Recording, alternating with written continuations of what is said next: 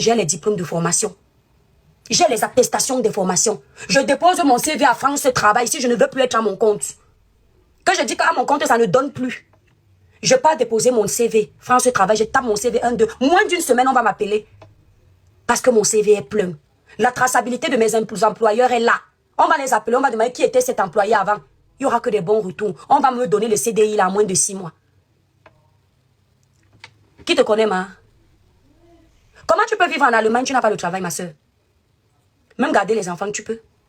Moi, j'ai gardé les enfants, ma chérie. Pourtant, quand on regarde ta tête, tu n'étais pas à l'école. J'ai baissé mon honneur, j'ai gardé les enfants. En attendant que j'ai ce que je voulais. Pour gagner vite l'argent. Oui, j'ai gardé les petites filles blanches là. J'allais chez eux. J'ai fait ça peut-être 3 mois. Faut pas avoir honte. J'ai travaillé dans les plateformes d'appel d'offres. Où il y avait plusieurs personnes qui cassaient mes oreilles. Mais quand j'ai pensé au salaire de la fin du mois, 2100 €. Tu vas laisser. On me donnait. Au lieu d'aller me mettre chez Pôle emploi, chez ACEDIC, RSA. Tu viens insulter qui? Tu insultes les gens qui te dépassent. Il faut voir la femme si parler de moi. Et un jour, je l'ai même entendu dire que je dois partir en vacances. Tu crois que si je ne pars pas en vacances un jour, c'est parce que je n'ai pas l'argent? Je fais mes choses en fonction de moi. Mais pendant les vacances, tu es en train de pleurer en direct. Tu ne pars pas en vacances, ma? Yeah, Seigneur. On va tout voir sur Internet. Ne fais pas ça. Je suis à 3 mois d'impayé. Me vendre. Pourquoi? Parce que elle s'est dit, je dis bien, à 3 mois d'impayé au job center. Moi, je ne travaille. Vous voyez comme ça, peut être comme ça, même Allemagne n'est pas encore. Parce que les pays là où vous arrivez là, si tu n'as pas d'intégration professionnelle, tu n'auras pas ta nationalité. Et la plupart d'entre eux veulent ça. Ne les voyez pas, ne les entendez pas dire que oh, vous faites quoi avec, je suis fier d'être Camerounais. Non, ils mentent. Ceux qui disent ça, qui ont fait plus de 20 ans ici, qui n'ont pas leur nationalité, les conditions n'étaient pas réunies pour la plupart. À part certains politiciens qui savent que dans leur pays, la double nationalité va leur priver de certains postes à responsabilité. Mais la plupart que vous voyez là, la nationalité, ils ne peuvent pas déposer le dossier. Parce qu'ils n'ont pas la stabilité financière. Ils n'ont pas le travail. Ils dépendent du job center. Et c'est très dangereux si tu pas demander la nationalité étant au job center. Parce que l'État va voir que tu n'es pas indépendant. Que tu ne peux pas subvenir à tes besoins. Mais toi, nous sommes là aussi pour éduquer. Quand vous venez d'arriver, dès que vous avez eu votre kaolo, ne travaillez pas au noir. Allez tout de suite faire un travail où vous serez déclaré. Battez-vous pour avoir un CDI. Dès que vous avez le CDI va vous ouvrir les portes pour avoir le prêt immobilier. Mon premier petit truc que j'ai bail, c'est grâce à mon CDI. C'est 30 mètres carrés. Maintenant, tu crois que ça peut t'aider seulement à prendre le crédit à la banque? Quand tu vas aussi aller déposer ta demande de naturalisation, ça va encore jouer un rôle crucial. Parce qu'il y a beaucoup. Les gens qui peuvent avoir la chance d'avoir la nationalité, sans le work, c'est peut-être marié. Mais mon frère, tu vas aller demander souvent ta nationalité au nom du mariage. La femme ou le gars va t'insulter que c'est grâce à moi. Ça a le goût quand tu demandes une nationalité, même par décret. Quand tu demandes par mariage, ça fait un genre comme si tu n'as pas le mérite. Mais quand tu remplis ton dossier par décret, on demande tel dossier, on demande telle fiche de paye, on demande ta feuille d'impôt, tu remplis ton dossier. Toi, quand tu arrives devant l'agent de la préfecture, tu es comme un gonzo mort. Eux-mêmes, ils wanda là-bas. Tu ne trembles pas. Battez-vous.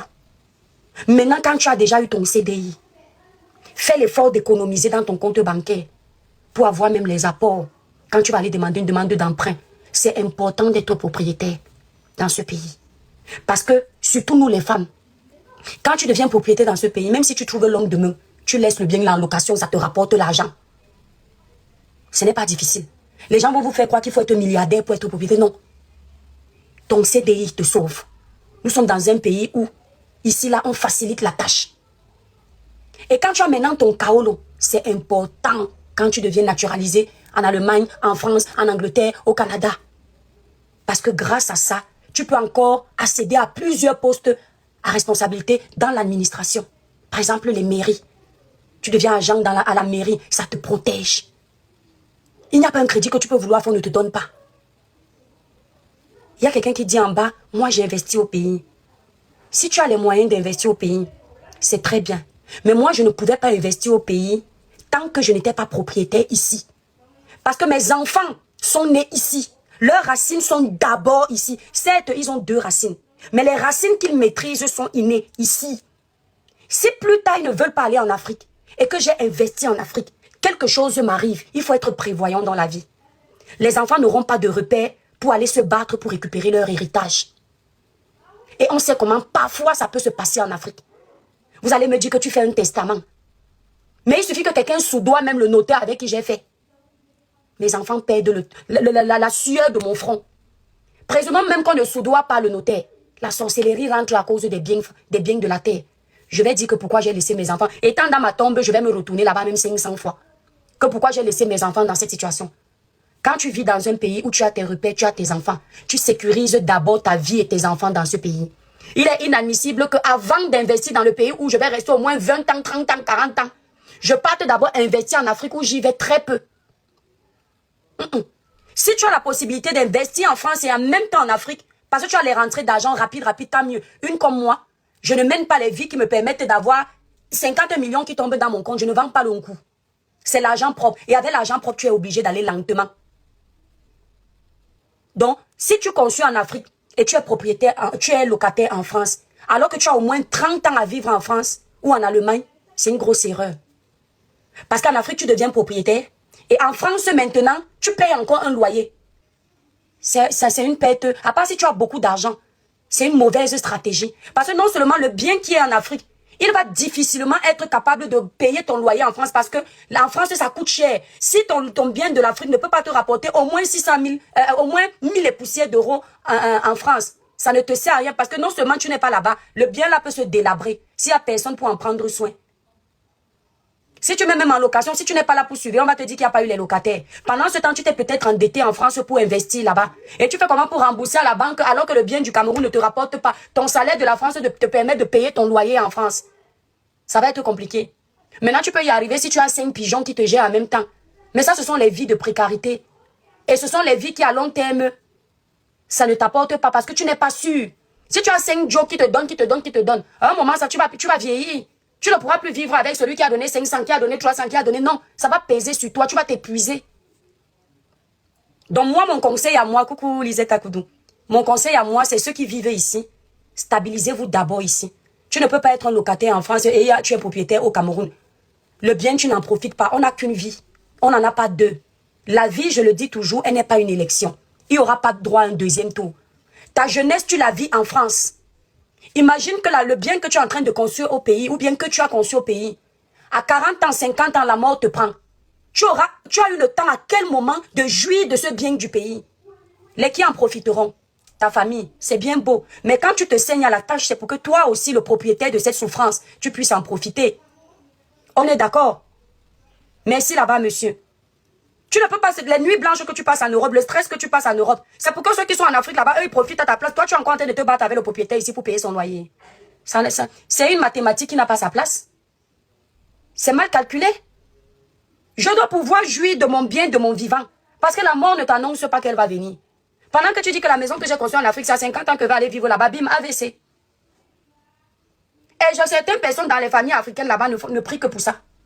Pendant que tu es en train d'investir, on te dit que ma soeur, je serai content quand tu vas revenir ici dans 10 ans vivre. La bouche a dit qu'on est content que tu vas revenir vivre. Le cœur est en train de dire que ouais, comme ma soeur, s'il n'a pas les enfants ici au Cameroun, si seulement l'AVC pouvait la prendre, je reste propriétaire de la maison là. Il y a des familles sorcières ici dehors. Ta première famille, ce sont tes enfants. C'est celle que tu construis une fois adulte. Ta deuxième famille, ce sont tes frères et tes sœurs. La logique veut te dire que ta première famille, ce sont tes frères et tes sœurs. Mais la réalité te dit que ta première famille, ce sont les enfants que tu as portés. Le foyer que tu construis en Europe. Et c'est ce foyer-là qui doit d'abord profiter de ton travail. Parce que si quelque chose t'arrive de ton vivant en France, où tu es locataire là, tu te retrouves dans la rue. La galère de l'Europe fait que tu dis que bon, j'abandonne tout ici, j'ai conçu en Afrique. Quand tu construis là-bas, tu vas dire à ton frère que reste même d'abord là avec ta femme, non. Puisqu'il n'y a personne là-bas. Ton frère ou ta soeur a déjà pris goût de vivre là-dedans. Maintenant, toi, la vie t'a frappé ici, tu veux retourner là-bas. La sorcellerie commence. Ton frère était habitué que là-bas, c'est lui qui joue le gonzomo dans ta maison. Il n'y a pas deux capitaines dans un bateau. Maintenant, toi, tu décides de rentrer parce que la vie t'a frappé. Le fait que tu sois présent maintenant dans la maison, là, ton frère ou ta soeur ne se sent plus à l'aise. On commence les guerres familiales. Les ennemis commencent. La sorcellerie rentre. Demain, tu entends que tu es en train de marcher, tu as traversé le remède, le pied a gonflé, c'est ça qui t'a amené sous terre. Pourtant, tu es en train de mourir à cause de ton propre bien. C'est comme ça que vous vous créez les problèmes. Loin des yeux, près du cœur. Quand tu investis comme ça à distance, que l'œil n'a pas vu souvent, ça vous crée moins de problèmes. Finissez d'abord de construire dans les pays où vous vivez au quotidien. Achetez où vous vivez. Maintenant, le petit bonus d'après, allez investir en Afrique. La plupart des gens qui arrivaient ici investissaient d'abord en Afrique pour plusieurs raisons. Vous ne le savez pas. Certains ne le savent pas. Ils investissaient en Afrique parce que certains n'avaient pas le kaolo. Tu n'as pas le kaolo. Ton avenir dans le pays européen où tu es est incertain. Alors tout l'argent que tu gagnes, il est tout à fait normal que tu te protèges en Afrique. Au cas où, par inadvertance, la police te chope, que Ngatara, tu n'as pas les papiers, rentre au pays. Au moins, tu sais que tu as ta maison au pays. Tu n'es pas venu souffrir pour rien. Au lieu d'aller encore être locataire comme tu étais, tu t'es protégé. Parce que tu n'as pas les papiers dans ce pays. Mais si tu as les papiers, ça n'a pas de sens. Et la plupart des gens en Afrique ont toujours cette fâcheuse manie de vous conseiller de d'abord investir là-bas. Ce n'est pas parce qu'ils vous aiment. Je vous dis sur une échelle de 190% de ce conseil, ce n'est pas parce qu'ils vous aiment. C'est égoïste. C'est parce qu'en construisant là-bas, vous n'êtes pas sur place. Ils ont toujours la même mise sur votre maison. Ils peuvent aller coucher leur femme dans votre maison. Ils peuvent aller se vanter que c'est pour eux. Et pendant ce temps, vous souffrez en France. Il y a certains ici qui se privent. Ils vont se mettre dans les logements de 10 mètres carrés. Ils font la colocation. Ils dorment comme des animaux. En même temps, ils ont construit des baraques de plus de 100 mètres carrés au Cameroun. Mais ici, ils dorment comme dans les boîtes de sardines. C'est quelle équation ça?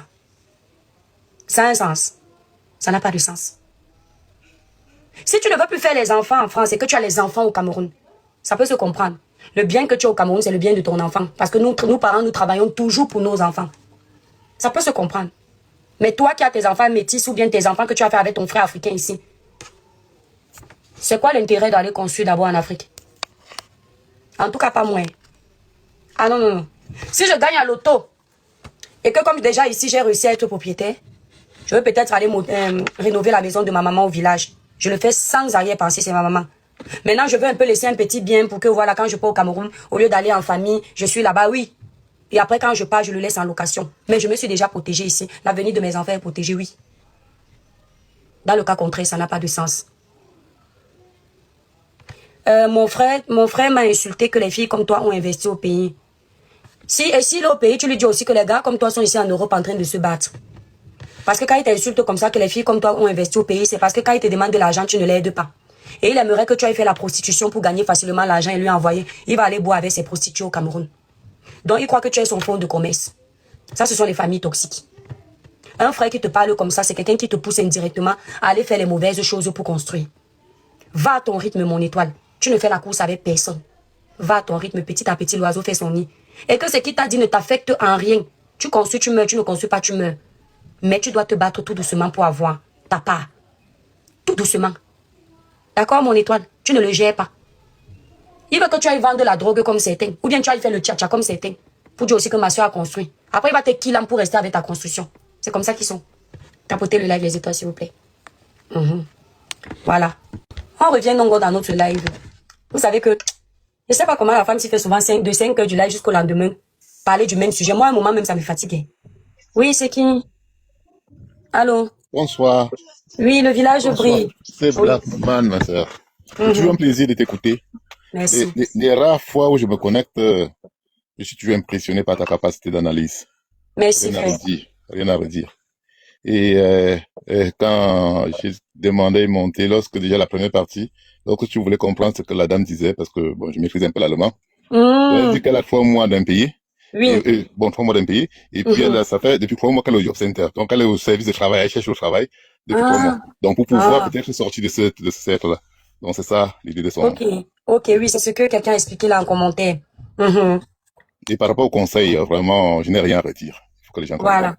Voilà, parce que une fois je donnais ce conseil et les Africains se sont fâchés en disant que tu es toujours en train d'abrutir la jeunesse, les blancs, tu veux qu'on construise. C'est quoi ces histoires de blancs? Il faut venir développer le Cameroun. Qui a interdit à quelqu'un de développer le Cameroun? Mais il faut, c'est-à-dire, il n'y a rien à redire. Tu es ici, tu es basé là. Si c'est possible, après avoir garanti l'avenir des enfants ici, maintenant tu peux voir de l'autre côté, sachant que là-bas, c'est d'abord les mots de tête préparés psychologiquement. Parce que Merci. ceux qui te motivent au pays, demain vous n'allez plus parler à cause des détournements, les mots de tête, contrôlés à distance. Voilà comment pas chercher l'AVC gratuitement. Merci, mon père. Merci, mon C'est père. dommage. Je leur avais raconté l'histoire d'un frère camerounais. L'histoire était même passée à la télé. J'ai les échos. Ok, ma grande. Tu veux descendre et remonter. Mon frère, écoute bien l'histoire. Le frère camerounais quitte le Cameroun pour aller investir. Ouais, ok. Attends, descends alors, après tu vas remonter, ma belle. Le frère camerounais quitte le pays pour aller se battre, comme nous tous. Il arrive aux États-Unis. La vie est dure aux États-Unis, il n'a pas de kaolo. Il commence à se battre, il travaille au noir. Sans kaolo. Il ne veut pas garder son argent dans un compte bancaire. Au cas où si on l'arrêtait, il se retrouve bloqué avec son argent. Qu'est-ce qu'il fait? Il appelle son frère de sang. Même père, mais oui, Rémi, ça va bien, grâce à Dieu, merci. Il appelle son frère de sang.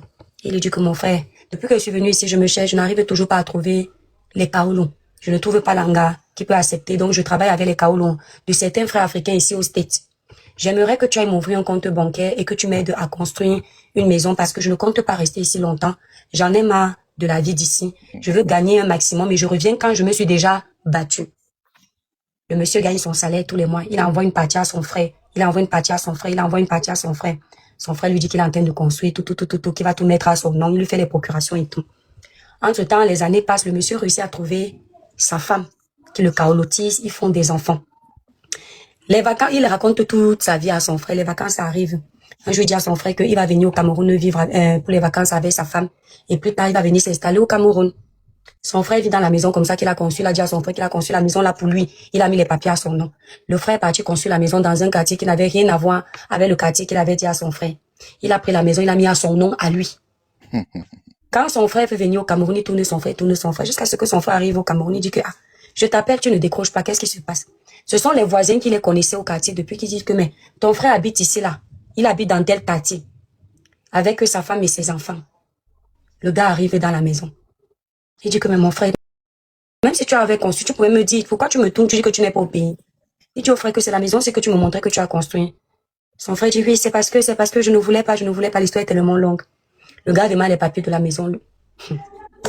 Le propre frère l'a tourné, il y a même des histoires de sorcellerie dedans. Il y a les histoires de sorcellerie dedans. Vous savez ce que le frère l'a fait à la fin? Il a décidé de ne plus retourner vivre au Cameroun, rentrer aux États-Unis avec sa femme. Il est parti chercher une société de BTP. Il y a les histoires de sorcellerie dedans que le frère est parti le voir pour lui faire du mal. Cool. Il a dit que comme c'est toi qui veux me qu'il a mis ici, c'est leur voisine encore qui lui dit que c'est ton frère qui fait. Il est parti dans les histoires de BTP. Il a dit que venez avec la pelleteuse. Il a raflé la maison de son frère, raflé, mettre à terre. Il est rentré aux États-Unis. Donc, la pelleteuse a tout raclé. L'histoire était passée, je crois, à Canal 2. Des histoires comme ça, il y en a plein. Il y a des gens, il y a des frères qui ne se saluent plus, des sœurs qui ne se saluent plus. L'histoire gérée à distance. Vraiment, c'est dangereux. Il y a un monsieur dans le quartier de Maza Plaza, je ne vais pas trop donner les détails. Le monsieur l'avait construit une résidence de vacances. La résidence, elle était très top. Je me souviens même en 2010, j'avais été là-bas. C'était propre, chic, classe. Le monsieur là vivait ici, là, en France. Maza Plaza. Il laissait son frère là-bas faire les locations, le Airbnb. Son frère lui disait toujours qu'il n'y a personne. Il n'y a personne. À Bonaprison, exactement, Luxe. Il lui disait toujours qu'il n'y a personne. S'il voit qu'il a trop vendu, il dit que oui, bon, j'ai eu un client aujourd'hui qui a payé 15 000. Le monsieur s'arrange ici avec des gens qui connaissent qui vont venir en vacances. Les amis lui disent qu'ils vont aller en vacances, ils vont payer 6 mois de location pour rester là-bas. Le monsieur ne dit pas à son frère qu'il sait que ses amis vont venir pour 6 mois. Il encaisse les 6 mois de loyer, dit à son frère qu'il n'y a pas les locataires. Pourtant, le monsieur sait que ses amis sont venus, ils ont payé 6 mois. Le gars de monsieur Maza Plaza a attrapé la l'AVC. C'est pas étonnant. Oui. Ce n'est pas étonnant. Même l'histoire de construire. Luxe Muse, est-ce que tu connaissais l'histoire? Le Maza Plaza là, c'était à côté de chez Mouelé.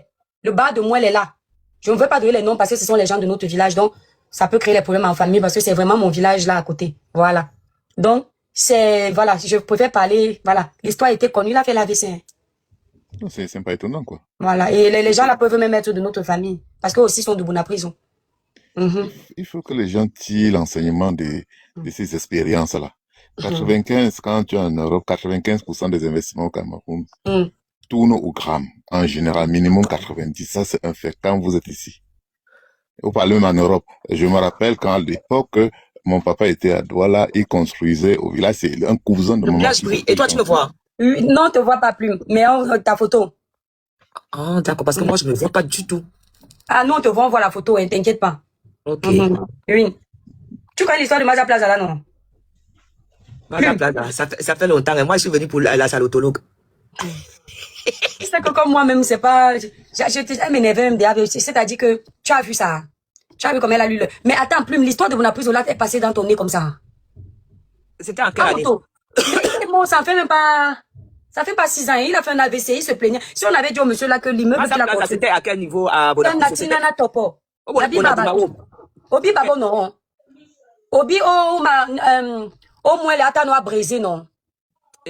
Obi, moi, les non. Voilà. Otete, Natinana Topo Dita. Nadi Babo, voilà. Ah ouais. Tu vois, non.